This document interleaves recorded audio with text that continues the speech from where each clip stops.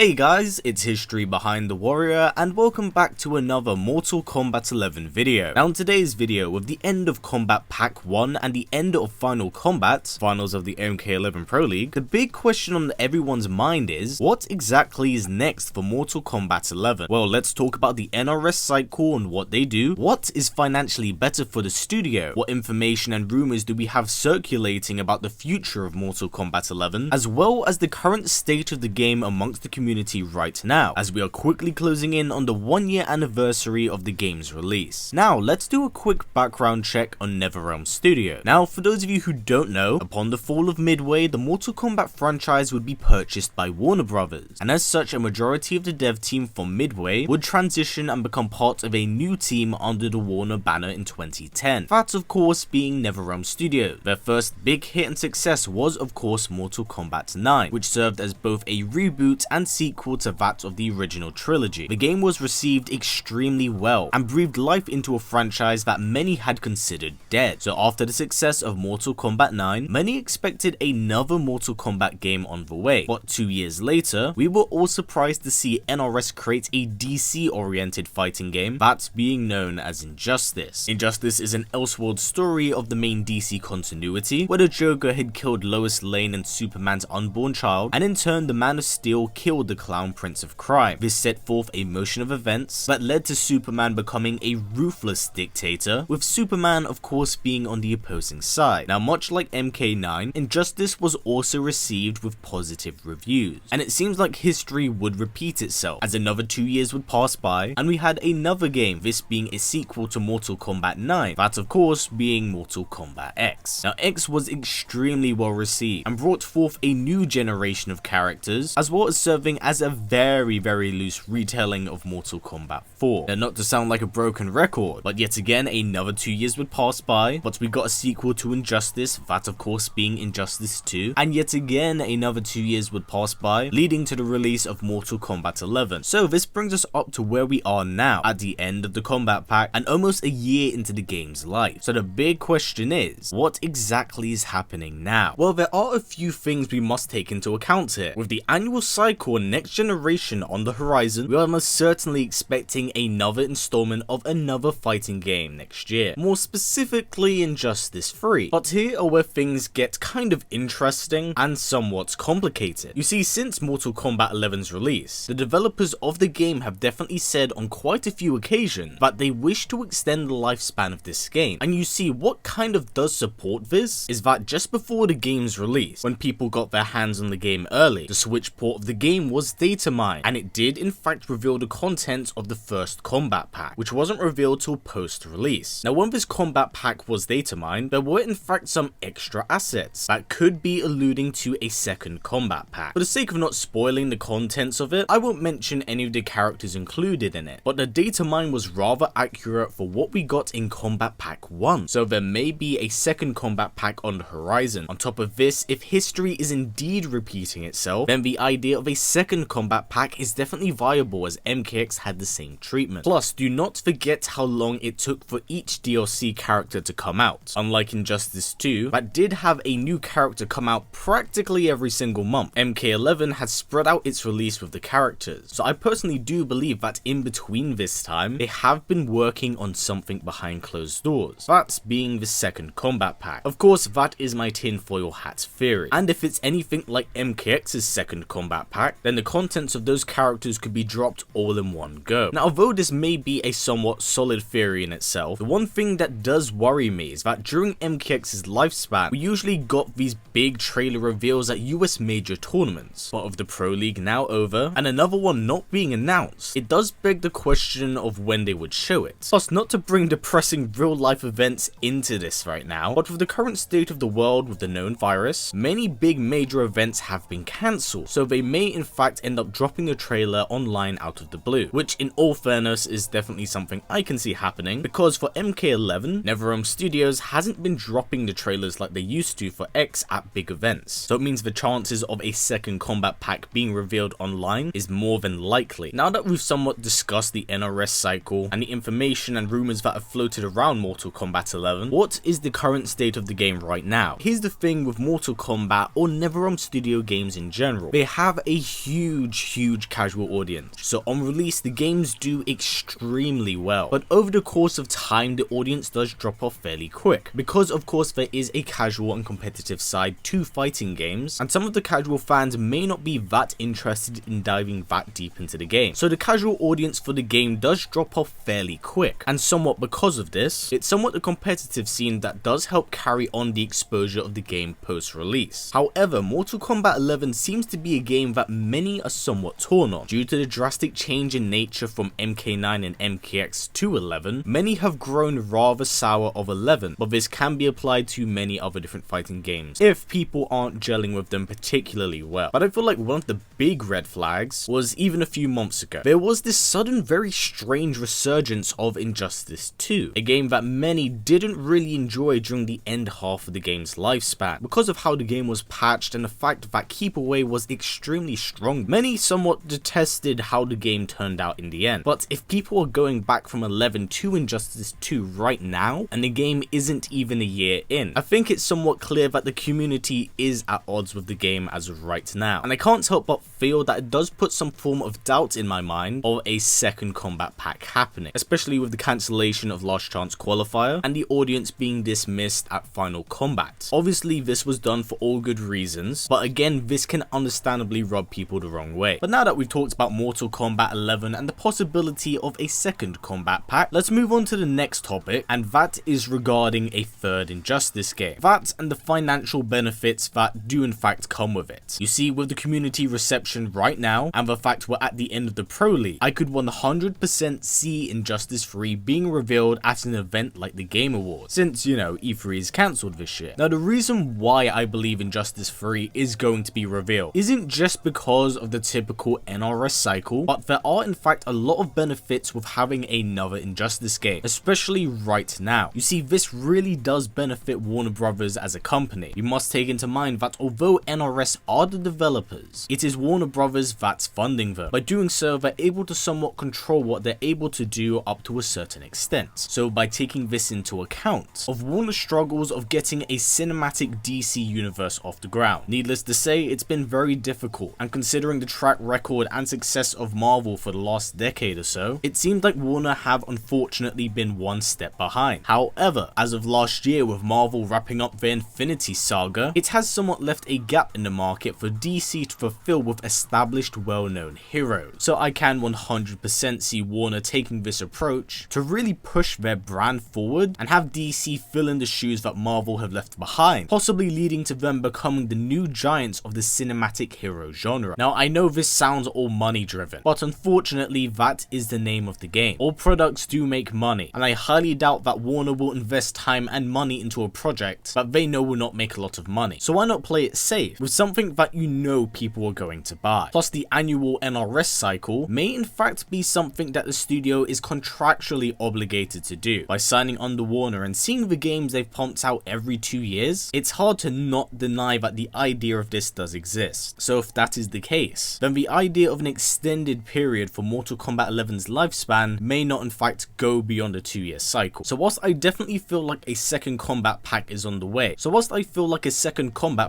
on the horizon, I feel like another Injustice game will be taking priority here. I doubt the lifespan of these games will extend to anything, as the whole extended lifespan conversation has in fact been a topic that's been going on since Injustice 2, but since then it hasn't been changed. Personally, I definitely believe it would be in Warner's best interest to capitalize on the new generation of games and current hype around the superhero genre to make another Injustice game. I'm saying this as someone who thinks about business because I'm both a Mortal Kombat fan and a superhero fan, but it's hard to somewhat ignore the elephant in the room. But that wraps up everything that I did want to say in this topic. Now down in the comments below, what do you think is coming next? Do you think MK11 will have an extended lifespan, or do you definitely feel like we'll be getting Injustice 3? Please do comment down below, as I do want to hear your personal thoughts and feelings on this. It's a topic that definitely interests me, as again we are coming up to a year of the game's lifespan, so I feel like this is something we should all be talking about and considering. But yes, that more or less wraps up everything that I did want to say here. So before this video wraps up, if possible, let's try getting it to about 500 likes, and don't forget to tick that bell, as it will let you know when I do upload a video. But yeah, as always guys, please comment, like, subscribe, and share this video with everyone you know. Please take care, and I'll see you all next time.